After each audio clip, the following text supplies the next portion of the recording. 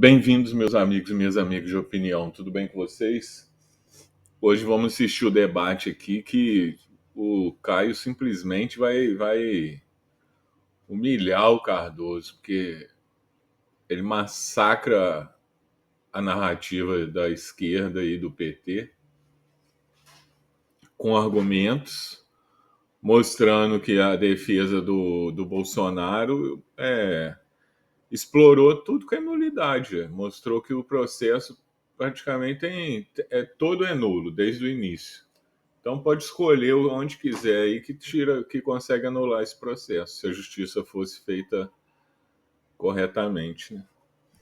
Mas o país está numa. A lei depende do Supremo, da interpretação que o Supremo dá no dia e para quem for.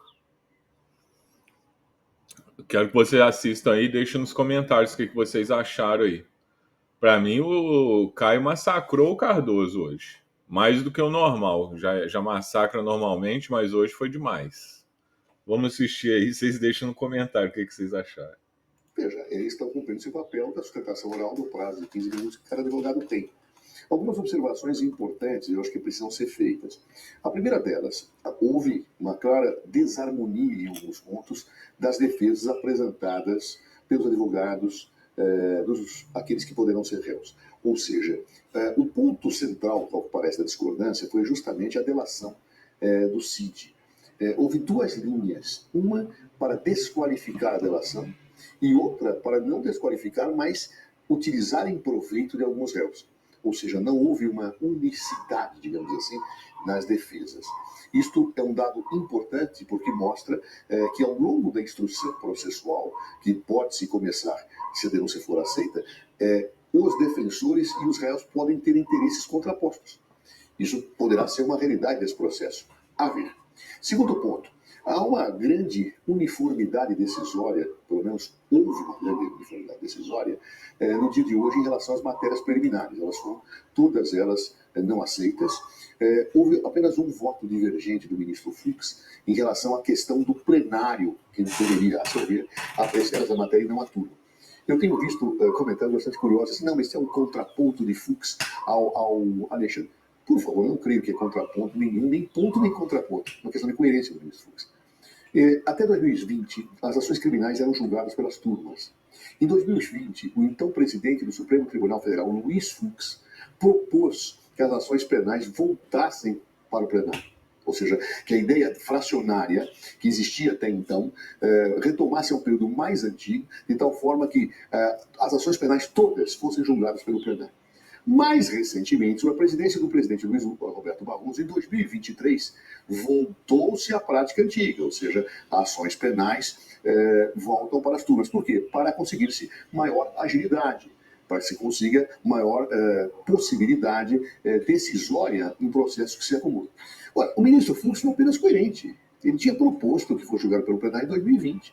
Não se trata de ler aqui contrapontos políticos, porque as pessoas, em geral, às vezes tendem a ver esses julgamentos como sempre uma questão política em que alguém está discutindo a ideia do outro. Não. As pessoas são coerentes, elas têm posições jurídicas. E o ministro Fux tem uma posição jurídica, tanto que ele propôs uma mudança regimental. Em 2020 passou e depois o Supremo achou que a experiência não era tão boa, porque estavam acumulando muitos processos, e voltou a julgar pelas turmas. Então, isso não acho que é um contraponto, como se Fux estivesse discordando, disposto a abrir uma contraposição a Alexandre de Moraes, como se fossem pessoas que estão defendendo posições políticas diferentes. Não, eles estão defendendo posições jurídicas. Podem até eventualmente divergir, como acontece sempre em qualquer julgamento do Supremo Tribunal Federal. Claro, em que, às vezes, até na convergência, há divergência argumentativa. Às vezes, a mesma conclusão se baseia em argumentos diferentes, às vezes até contrapostos. É assim a vida. Então, portanto, nós não podemos ler essas sessões dos tribunais como se nós estivéssemos vendo uma sessão do Poder Legislativo. É muito diferente. Bom, apesar da gente falar desse assunto há tanto tempo, só está no começo, né? O Supremo ainda vai decidir se vira de fato uma ação penal, tudo leva a crer que sim, mas para fins de processo, né, instrução do processo, apresentação de testemunhas, só está no começo. Coppola, daqui a pouco eu vou mostrar para vocês a declaração do ministro Luiz Fux, essa em que ele diverge sobre o caso continuar na turma, ele acredita que deveria ir ao plenário, esse ponto falado há pouco pelo Cardoso, mas antes, a mesma pergunta para você. Caio Coppola, as defesas de Bolsonaro e aliados atingiram o objetivo na sua avaliação? Olá, Basílio, olá, doutor Zé Eduardo, saudações à nossa audiência. Bom, já que o tema em debate é a defesa dos injustiçados, eu faço questão de consignar uma nota de desagravo ao doutor Sebastião Coelho, desembargador aposentado, advogado de um dos perseguidos do 8 de janeiro. O doutor Sebastião ficou conhecido do grande público ao fazer a seguinte constatação na cara dos ministros do STF. Aspas, Vossas Excelências têm que ter a consciência de que são as pessoas mais odiadas nesse país. Fecha aspas. Considerando que, segundo a Poder Data, só 12% dos brasileiros aprovam o desempenho do STF, essa crítica sincera deve ter ofendido algumas sensibilidades no tribunal. O tempo passa e hoje o Dr. Sebastião foi detido por determinação do STF após ser impedido de entrar no plenário do tribunal. Esse é um tratamento autoritário, desarrazoado e, acima de tudo, antijurídico. A lei é muito clara e está expressa no Estatuto da OAB, artigo 7º. São direitos do advogado ingressar livremente nas salas de sessões dos tribunais, especialmente com a finalidade de colher prova ou informação útil ao exercício da atividade profissional. Pois bem, o cerceamento, o embaraço, a restrição ao direito de defesa, como esse praticado contra o Dr. Sebastião, foi um dos pontos centrais da sustentação oral do advogado do ex-presidente Jair Bolsonaro, Dr. Celso Villardi. O Dr. Villardi chocou o grande público ao revelar que o procurador indicado por Lula praticou dumping processual. Ou seja, ele sobrecarregou a defesa com mais de 45 mil documentos distribuídos em 8 petições, algo que é humanamente impossível de ser lido, interpretado, concatenado em um prazo tão curto para apresentar. Mais de 80 mil páginas. Especialmente considerando que, segundo a apuração do Datafolha, da Folha de São Paulo, na verdade, o julgamento do Bolsonaro tem ritmo 14 vezes mais rápido que o mensalão. Só que além de inundar os advogados com excesso de documentos e arquivos inúteis, a PGR e o STF se recusam a compartilhar documentos e arquivos essenciais para a defesa. Tudo que o Dr. Villardi pediu é que o STF libere a íntegra dos depoimentos, a íntegra das mídias, que fornecem aí, obviamente, o contexto em que as declarações foram feitas. Hoje esses arquivos estão todos picotados, pessoal. É como disse o advogado, este é o recorte da acusação. A defesa tem direito a fazer seu próprio recorte. Mas isso agora é impossível, porque o conteúdo da denúncia está todo editado. Mas eu fico pensando, será isso que o Dr. Dias Toffoli quis dizer quando afirmou que o STF era o grande editor do Brasil? Bom, outro argumento preliminar da defesa de Jair Bolsonaro diz respeito ao testemunho do senhor Mauro Cid, o delator que chegou a desabafar para pessoas próximas que estava sendo coagido e ameaçado para alterar o seu depoimento na tentativa de incriminar Bolsonaro. Segundo a própria Polícia Federal, Mauro Cid mentiu, se omitiu e se contradisse. Mas aí ele foi preso novamente e se corrigiu quando foi confrontado com um conjunto de indícios. Para quem duvida do que eu estou falando, segue aqui a manchete da Folha de São Paulo. Aspas. Cid mudou versão sobre trama em audiência na qual Moraes ameaçou prendê-lo. Ou seja, nós estamos aqui diante de uma inversão perversa do Instituto da Delação Premiada. Antes, com base nas palavras do delator, o Estado ia buscar as provas. Agora, com base nas provas do Estado, é o delator que tem que buscar suas próprias palavras. Pessoal, reparem como é nula essa prova. Não foi a polícia que confirmou a versão do delator, foi o delator que alterou o seu depoimento para confirmar a versão da polícia. E mesmo assim, como destacou o Dr. Villardi, eles não encontraram nenhuma prova de conduta criminosa por parte do ex-presidente Jair Bolsonaro. Nenhuma mensagem nos seus dispositivos eletrônicos ou na sua nuvem, nenhum documento na sua posse, nem mesmo uma única conexão entre Jair Bolsonaro e os atos de 8 de janeiro. Talvez por isso, o procurador escolhido pelo Lula tem optado por costurar uma narrativa repleta de suposições e acusações sem prova, ou acusações que contrariam as provas colhidas. E mais uma vez, se você não acredita em mim, então acredite nas manchetes da Folha de São Paulo. PGR omitiu falas de Mauro Cid que contradizem denúncia contra Bolsonaro. PGR turbina acusação contra Bolsonaro com conclusões que nem mesmo a Polícia Federal bancou. Cid, o delator, e militares contestam em depoimento teor de reunião de oficiais denunciada pela PGR. E, finalmente, Bolsonaro aceitou matar Lula, diz PGR, sem comprovar. Portanto, Basília, a resposta para a questão em debate é sim. O objetivo do dia foi alcançado. Os advogados dos perseguidos do 8 de janeiro expuseram os métodos arbitrários da PGR e do STF para condenar os seus adversários políticos. Que métodos são esses? Mudanças casuístas de jurisprudência, formação de um tribunal de exceção, produção de provas sob coação e ameaça, como eu disse lá no começo, cerceamento de defesa. Agora a gente vai mostrar um trecho importante desse julgamento, quando a primeira turma do Supremo Tribunal Federal formou maioria contra o pedido dos denunciados para que o julgamento fosse levado ao plenário da Corte. O único ministro que votou a favor foi Luiz Fux, que disse que o assunto não está pacificado. Vamos ouvir. Essa matéria não é tão pacífica assim. Essa matéria já foi mudada e remudada e voltou-se à tese originária várias vezes. Ou nós estamos julgando pessoas que não exercem mais função pública e não têm força prerrogativa no Supremo, ou nós estamos julgando pessoas que têm essa prerrogativa e o local correto seria, efetivamente, o plenário do Supremo Tribunal Federal. Cardoso, a divergência coloca Fux como um contraponto a Moraes. Você até já falou um pouco disso na sua última resposta.